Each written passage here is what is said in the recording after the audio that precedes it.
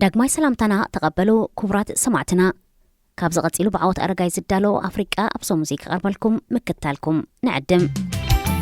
راديو إيرنا ناتا دمسي إرتراويان كوينات السودان إرتراويان سدتنياتات يغرقر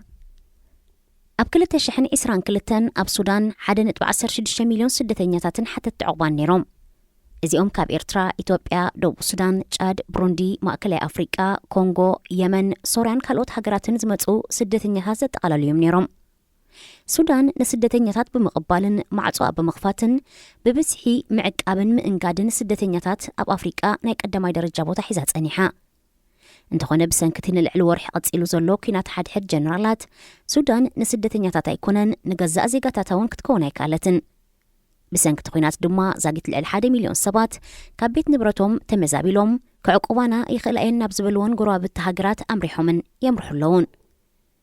أب مونكو زوم كاب سودان كوتو زفتونو زلو سبات داغماي سددو زلون ناب هاجراتهم زملوسو زلون سدتنياتات يركبوهم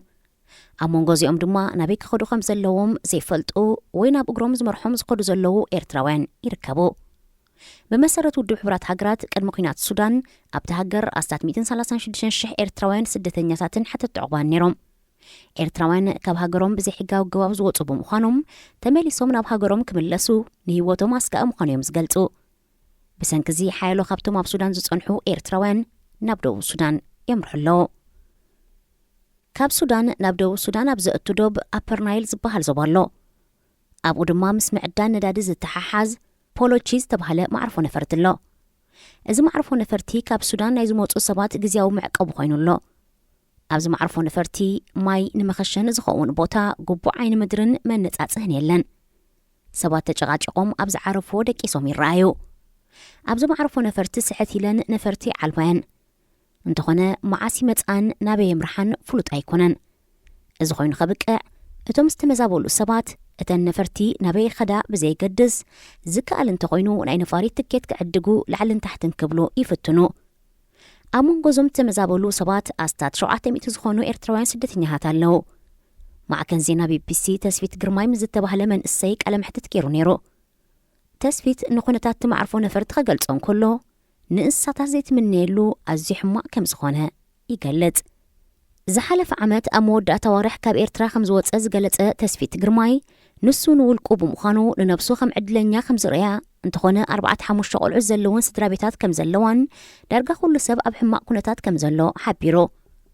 تسفيت إرتراوان بتنزر كابن نايمو قعزيان نفرتي نابرسا كتما جواخي كدو كم استغلكلو بانت أرو دما نابك خدو استنقرم جزيو معسكر سدتنياتات مخاد كم زعبيو يحبر كينيا، أوغندا، صوماليان كالوت هاجراتن زيغاتاتن ناب هاجران كموتو بمفقادن بمتحوارن بزيت أقم نناب هاجراتهم كخدو خيلوم يوم انتخونا إرتراوان بتمساسال من قد ناب هاجروم كخدو يكالون ناب جوا كي كدو تخلكلهم ناب معسكرات مخار تحسيمهم أمونغو تقركيروم هلاوم تقليتو ناب رأسا كتما جواز وصد من قدون نيرتراوان ترايكم استعاتوا حانت سماخت قل زي مرتقات أدى سلست قلعت إرتراويت تحبر قلمولي قمنا بجواز خودو إرتراوانون تتحيزهم بولوتشيك من لسو 5 تقبرو تفليتو جزياو صحافي قدات وتصادو بالسودان نخونتات إرتراوان ملكيتو قلت انكالو سدتنياتات بزملكت بيت صحفتو مسنا إرتراز ركبوهم زتفلاليا إمباستات كم استزراربا حابيرو انتخوننا إرتراوان قدا استحلال خمزخونه مبزحتو أمنا بإرتراخ من لسو يخونو مس إمباسو كرخو بخم زيداليو إمباس إرترا بوغنو نزيقاتاتو ناو هاجروم زملس بزي مخانو أبجوا دما معسكر سدتنياتات بزي مهلاو اتوم إرتراوان نابكالو كقدلوهم بمبال اتتصحف قدات وطائي بتوساقي يقلت بريزيدنت إسياس مس تلفزيون تيفي إير أبزقبرو قالمت أيق إرترا كاب سودان بسن كوينات نستمزابولو وغنات سودانوين يخونو كالوت بخوفوت إيد كتقبلو مخانا حبيرو نيرو انتخونا كابزي أبدو السودان زركب معرفو نفرتي زاقيت ناب إرترا خيزدل لسبيلن إمباسي إرتراون زخونا نايم التحبار أنفت أير أهين زلو إذا خمسيلون كالو دحرنا يلعي حموش رسومون وقع حد أب مونغو بجنرال عبد الفتاح البرهان زمراح سراويت سودان بليتنال جنرال محمد حمدان دوغالو زمراح تور ورا حيلن نحد سومون زتسنح كابسونا أقامشس جمر توخسنا يمقرات سمع عب كتما جدا سعود عرب تبتحلو أتب مونغونينت منقسات سعود عربن حبرات منقسات أمريكان سبتح ناي توخسدو مبال سمع بوهتو السبق أو حاجز نخقبرن ክልቲኦም ወገናት ናብ ነባሪ ሰላም ዘብጽሕ ዝርርብ ንኽገብሩ ዕድል ዝኸፍት ከም ዝኾነ ተሓቢሩ እንተኾነ ኣብ መወዳእታ ሰዓታት እቲ ደው ናይ ምባል ስምምዕ ነፈርቲ ኩናት ዝተሓወስዎ ከቢድ ናይ ተኽሲ ልውውጥ ይካየድ ብምንባሩ እዚ ስምምዕ እውን ከም ተቐዲሙ ዝተበጽሐ ስምምዓት እሞ ሻቡ ዝፈረሰ ከይከውን ኣስጋዮ ኣብ ሱዳን ኣብ መንጎ ክልተ ጀነራላት ክካየድ ዝጸንሐ ናይ ስልጣን መንገበተ ኩናት ህዝቢ ኣብ ግምት ዘእተወ ዘይሓላፍነታዊ ኮይኑ ጸኒሑ ብሰንኪ ኩናት ኣማይታ ሸሓት ክመዛውሉ እንከለው ልዕሊ 500 ሰላማውያን ሰባት ተቐቲሎም ርእሰ ከተማ ካርቱም ናብ ዓውደ ኩናት ተቐይራ ኣባይታ ዓንዩ ናይ ሃይማኖት ህንጻታት ፈሪሱ ማይን ኤሌክትሪክን ትሕቲ ቅርጽን ተጎዲኡ 2 ካብ 3 ሆስፒታላት ተዓጽዩ ሕጽረት መድሃኒት ከጋጥም እንከሎ መግቢ እውን የለን ኣብ ካርቱምን ዳርፉርን ደቂ ኣንስትዮ ከም ዝተዓመጻ ክግለጽ እንከሎ ህጻናት ድማ ዝከላኸለሎም ዘይብሎም ኣብ ሓደጋ ወዲቖም ይርከቡ ኣብ ዞባ ዳርፉር ፍጹም ሕጊ ኣልቦነት ብምስፋሩ ኣቐዲሞም ኣብ ግጭት ዝነበሩ ብሄራት ወይ እውን ቀቢላታት ኣብ ናይ ሓድሕድ ኩናት ወጥሪ ከም ዝርከባ ውድብ ሕብራት ሃገራት ኣጠንቂቑ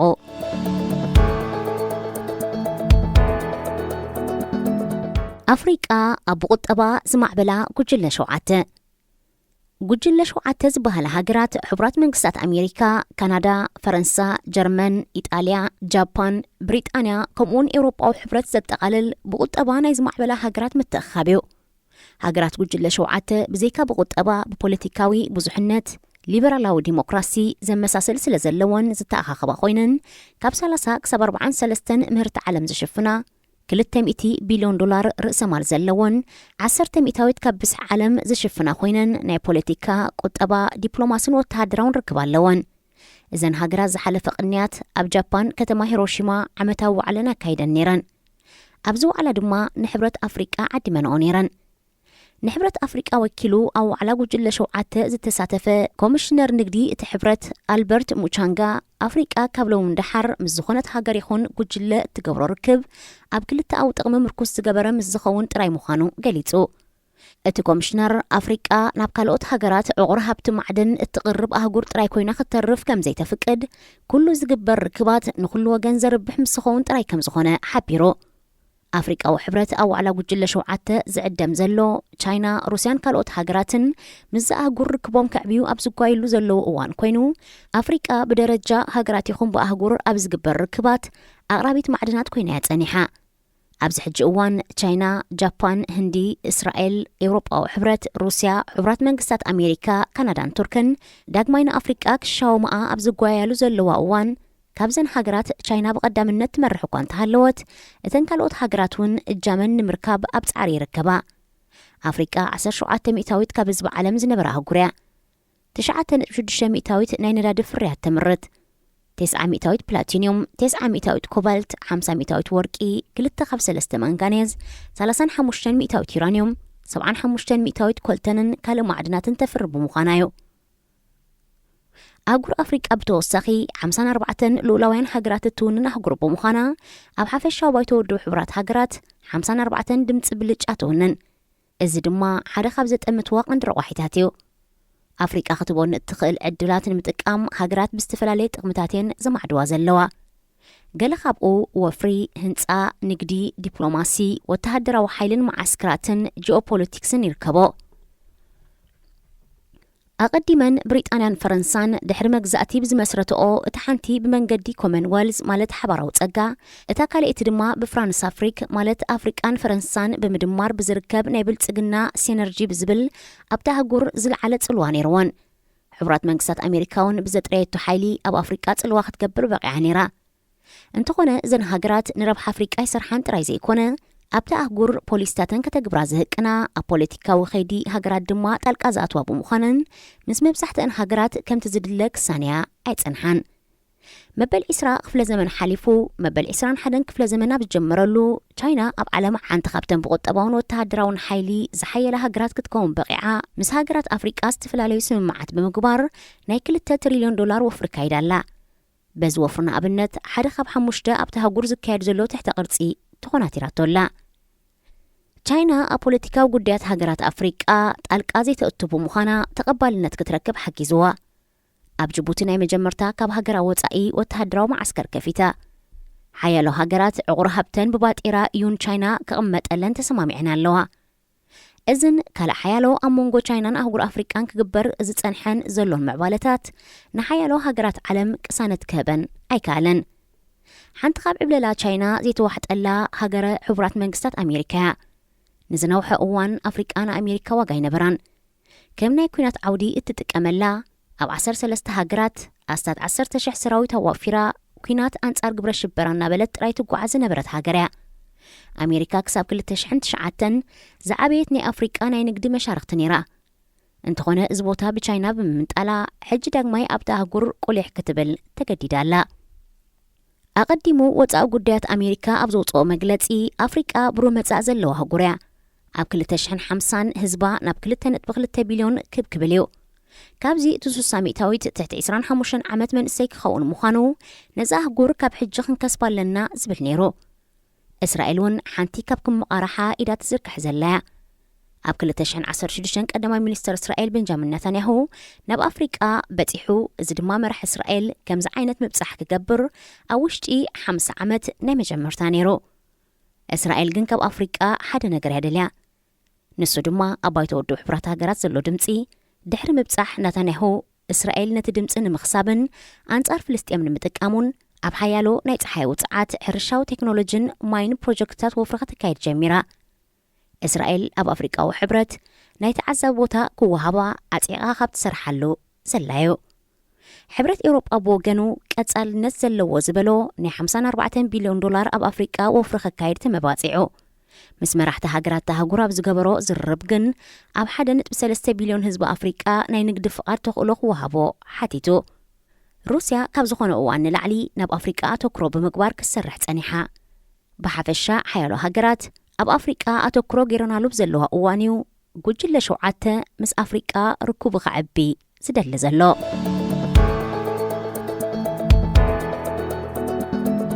ናይጀርያ ዝዓበየ ናይ ነዳዲ መጻረይ ተኸፊቱ። ኣብ ኣፍሪቃ ዝሃብተ መሰብ ቢልዮነር ናይጀርያዊ ኣሊኮ ዳንጎንተ ኣብ ሃገሩ ናይጀርያ ኣብ ኣፍሪቃ ዝዓበየ ናይ ነዳዲ መጻረይ ብምኽፋት ሃገሩ ካብ ኣተው ነዳዲ ተኸስሮ ዝነበረት ኣታዊታት ካሕዉ ተበጊሱ። ኣብ ዝተፈላለየ ማዕከናት ዜና ኣብዚ ኣብ ሬድዮ ኤርና ከይተረፈ ብዝቐርብ ጸብጸባት ናይጀርያ ብምምራት ነዳዲ ኣብ ኣፍሪቃ ኣብ ቀዳማይ ደረጃ እትስራዕ ክነሳ ኣብቲ ሃገር ኣብ ዝተፈላለዩ እዋናት ዋሕዲ ፀዓት ከጋጥም ከም ጸንሐ ክግለጽ ጸኒሑ። ናይጀርያ እትዕድኖ ነዳዲ ከይተጻረየ ናብ ካልኦት ሃገራት ክሸጦ ብምጽናሓ ኣብቲ ሃገር ዋሕዲ ነዳዲ ከጋጥም ከም ዝጸንሐ ብሰንኪ ብልሽውና ኣታዊ ነዳዲ ክጠኻፋእ እንከሎ ዕጡቓት ሓይልታት ድማ ካብ ቱቦታት ነዳዲ ልሒኾም ብምስራቕ ብዘይ ሕጋዊ ኣገባብ ክሸጥዎ ጸኒሖም። ሕጂ ግን ኣሊኮ ዳንጎተ 19 ቢልዮን ዶላር ወጻኢ ዝተገብረሉ ትካል መጻረይ ነዳዲ ብምኽፋቱ ኣብቲ ሃገር ኣብ መዓልቲ ልዕሊ 650,000 በርሚል ከጻርኽ ክኽእል እዩ። እዚ ድማ እቲ ሃገር ዘድልያ ፀዓት ነዳዲ ክቕርበላ ኣብ ልዕሊ ምኽኣሉ ናብ ወፃኢ ሃገር ዝተጸረየ ነዳዲ ክትሸይጥ ክኽእላውን እዩ። ኣሊኮ ዳንጎተ 20.5 ቢልዮን ጥረ ገንዘብ ዝውንን ዳንጎተ ግሩፕ ዝርከቦ ሓያሎ ትካላት ዝውንን ኮይኑ ኣብ ኣፍሪቃ ዝሃብተ መሰብ ኣብ ዓለም ድማ ብሃብቲ ኣብ መበል 83 ይስራዕ። ኣብ ናይጀርያ ይኹን ካልኦት ሃገራት ኣፍሪቃ ድማ ወፍሪ የካይድ። ናይጀርያ ብብዙሕ መዳያት ናይ ኣፍሪቃ ደርማስ ጎብለል ተባሂላ እያ ትጽዋዕ። ምክንያቱ እቲ ሃገር ኣብ ኣህጉር ኣፍሪቃ እቲ ዝበስሐ ህዝቢ ትውንን ነዳዲ ብምፍራይ ኣብ ቀዳማይ ደረጃ ትስራዕ፣ ብቁጠባዊ ሓይሊ ድማ ዝዓበየት ብምዃና ናይጀርያ ዝዓበየ ናይ ዘይቲ ተምርን ካካዎን ንግዲ ውፅኢት ሕርሻ ኣብ ኣፍሪቃ ቀዳማይ ዝኾነ ናይ ፊልም ኢንዱስትሪ ኖሊውድ ካብቲ ሃገር ሓሊፉ ኣብ ዓለም ጽልዋ ዝገብር ዘሎ ናይ ሙዚቃ ንግዲ፣ ናይ ክዳውንቲ ፋሽን ኢንዱስትሪን ካልእን ዝዓበየላ ዘሎ ሃገር እያ። ናይጀርያ ወርቂ፣ ሓጺን፣ ከሰልን ከምኡውን ሓያሎ ሚነራላት ዝሓቆፈ ባህርያዊ ሃብቲ ትውንን ኣብ ኣፍሪቃ ዝሃብተ መሰብ ኣሊኮ ዳንጎንተ ኣብኣ ዝቕመጥ ዓመታዊ ሓደስቲ መንእስያት ሰብ ሃብትን ወነንቲ ትካላትን ተፍሪ ሃገር እውን እያ። እቲ ሃገር ነዳዲ ብምፍራይ ኣብ ዓለም ኣብ መበል 12 ደረጃ ትስራዕ። 75% ባጀት መንግስቲ ድማ ካብ ኣታዊ ነዳዲ ይርከብ። ብተደጋጋሚ ዝግለጽ ሓደ ካብ ቀንዲ ሽግር መንግስቲ ናይጀርያ 75% ባጀቱ ካብ ኣታዊ ነዳዲ ዝጥቀም ብምዃኑን ካልእ ናይ ቁጠባ ኣታዊ መንገዲ ዘይናድን ብምዃኑ እዩ። እዚ ድማ ዋጋ ነዳዲ ክጎድል እንከሎ መንግስቲ እቲ ሃገር ናብ ቁጠባዊ ዘሕተላ ስለ ዝሽመም ዕቑር ሃብቲ ስለ ዘይብሉን ካብኡ ንምውፃእ ስለ ዝኸብዶን እዩ። እቲ ካልእ ድማ ኣብቲ ሃገር ግቡእ ምሕደራ ነዳዲ ብዘይ ምህላው እዩ። ዋላውን ዋጋ ነዳዲ ክባብ ዝብለሉ ግዜ ኣታዊታት ነዳዲ ናብ መግቢ ተቀይሩ ናብ ከስዒ ህዝቢ ዘይበጽሕን ናብ ምህናጽ ትሕተ ቅርጺ ኣብያተ ትምህርቲ ሆስፒታላትን ካልእን እውን ከምቲ ዝድለ ይውዕል ነዩ ነዛ ኣመልኪቱ መንግስቲ ዝህቦ ምክንያት ድማ ንደሞ ሰራሕተኛታት ከፊልዮ ካብ እዋን ቁጠባዊ ድስካለ ዝተለቃሕኩ ዕዳ ከፊለሉን ካልእን ዝብል ምክንያት እዩ ክወሃበሉ ጸኒሑ World Poverty Clock ነዳድን ናይ መሸጣ ኣታዊኡ ቢልዮናት ዶላራት ኣበይ ኣቱ ብዝብል ኣብ ዝገበሮ መጽናዕቲ ብኸምዚ ሰዕቢ ይገልጾ መብዛሕትኡ ነዳዲ ናይጀርያ ኣብ ማያት ኒጀር ደልታ እዩ ዝርከብ ኣብቲ ደልታ ኣዝዩ ውሑድ ዕድና ነዳዲ ብናይ ውሽጢ ሃገር ኩባንያታት ክካየድ እንከሎ እቲ ዝዓበየ ዕድና ብከምሸል ዝኣመሰላ ዓበይቲ ዓለም ለኻውያን ኩባንያታት እዩ ዝካየድ ንኣብነት ኩባንያ ነዳዲ ሸል 400 ዕድና ነዳዲ ናይጀርያ ይካየድ እንተኾነ እቲ ሃገር ንምፋረይ ነዳዲ ሪፋይነር ዝኸውን ትሕቲ ቅርጺ ዘይትውንን ብምንባራ እቶም ኩባንያታት ዘይተጻረየ ነዳዲ ብቐጥታ ናብ ካልኦት ሃገራት ይሸጥኦ ናይጀርያ ተገምጢላ ቢልዮናት ዶላራት ብምኽፋል ዝተጻረየ ነዳዲ ካብተን ሃገራት ትገዝእ ናይጀርያ ብተወሳኺ ሃገራዊ ኮርፖሬሽን ነዳዲ ኣለዋ እዚ ኮርፖሬሽን ኣብ መንጎ ናይጀርያን ዓደንቲ ኩባንያታትን ዝግበር ውዕላት ዝኣቱ ኣብ ውሽጢ ሃገር ዝግበር መሸጣታት ዝቆጻጸር ሓፈሻዊ ኦዲት ዝገብር ባዕሉ ተጻዋታይ ባዕሉ ዳኛ ብምዃኑ ብዝተፈጥረ ብልሽውና ቢልዮናት ዶላራት ኣበይ ከም ዝኣተወ ኣይፍለጥን እዩ ኣብ 2016 ጥራይ እቲ ኮርፖሬሽን ብዝገበሮ ብልሽውና 16 ቢልዮን ዶላር ናብ ካሳ መንግስቲ ከኣቱ ዝነበሮ ገንዘብ ጠፊኡ ተባሂሉ ተመሓላሊፉ ኣብ ማዕከናት ዜና ሃገር 20 ቢልዮን ዶላር ጠፊኡ 30 ቢልዮን ዶላር ጠፊኡ ዝብል ዜና ካብ ግዜ ናብ ግዜ ክስማዕ ጸኒሑ ሃገራዊ ኮርፖሬሽን ነዳዲ ናይጀርያ ብተወሳኺ ኣብ ልዕሊ ዕድና ዝገብራ ኩባንያታት ጥቡቕ ናይ ምቁጻር መስርሕ ስለ ዘየካይድ እተን ኩባንያታት ናይ ዝዓደንኦ ብስሒ በርሜል ኣትሒተን ጸብጻብ ክህብኦን ከለዋ በቲ ዝሃብኦ ቁጽሪ ትሑት ቀረጽ የኽፍለን በዚ ምክንያት ድማ ካልእ ቢልዮናት ዶላራት ናይ ህዝቢ ገንዘብ ከይተኣከበ ተባኺኑ ኣብ ናይጀርያ ብተወሳኺ ስርቂ ነዳዲ ኣሎ ኣብ ኒጀር ደልታ 10 ታማዊ ዘይሕጋዊ ንኣሽቱ ናይ ገበነኛታት ጉጅለታት ዘይሕጋዊ ዕድና ነዳዲ ከካይዳን ከለዋ ሓያሎ ድማ ሻምብቆታት ነዳዲ ብምቕዳድ ኣልሒኾም ነዳዲ ከም ዝሰርቁ ክፍለጥ ተኻኢሉ ብኸምዚ ገባብ ኣብ መጀመርታ 2019 ጥራሕ 22 ሚልዮን በርሚል ተሰሪቑ ኣብ ጸሊም ዕዳጋ ተሸይጡ እቶም ገበነኛታት ጉጅለታት ትሰረቕዎ ነዳዲ ኣብ ማእከል ኣትላንቲካዊ ውቅያኖስ ንዝጽበይኦም ዓበይቲ መራኽብ ብሕሱር ዋጋ ክሸጥዎን ከለዉ እቶም ሰብ መራኽብ ድማ ናብ ሃገራት ምዕራብ ኣፍሪቃ ላቲን ኣሜሪካን ኤውሮጳን ክሳብ ርሕቀት ኤስያ ብዘይሕጋዊ ኣገባብ የሰጋግርዎን ይሸጥዎን እዝን ካልእ ሽግራት ነዳዲ ናይጀርያን ምምሕዳራዊ ምጥፋእን ብምብዝሑ ዜጋታ ሃገር ዝኾነ ቢልዮነር ኣሊኮ ዳንጎንተ ብውልቆ ሲድዎ ዘሎ ወፍሪ ሽግራት ሃገር ክዕሪ ተስፋ ተነቢሩሉ ኣሎ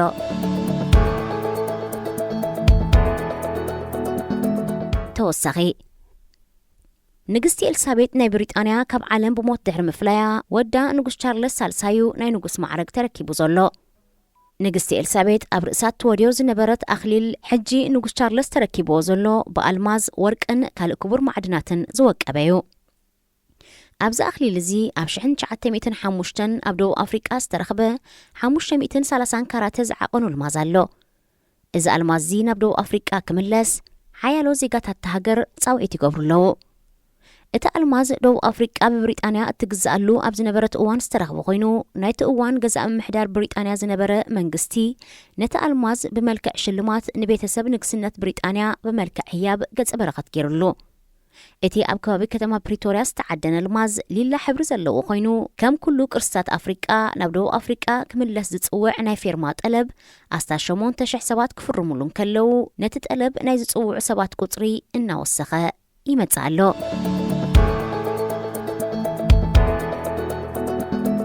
ዝኸበርኩም ሰማዕትና ብዓወት ኣረጋይ ዝተዳለወ ናይ ሎሚ ኣፍሪቃ ብሰሙን እዚ ኣብ ዝተፈጺሙሎ ዝመጽእ ሰሙን ብኻልእ ትሕዝቶ ክሳብ ንራኸብ ሰናይ ቀነ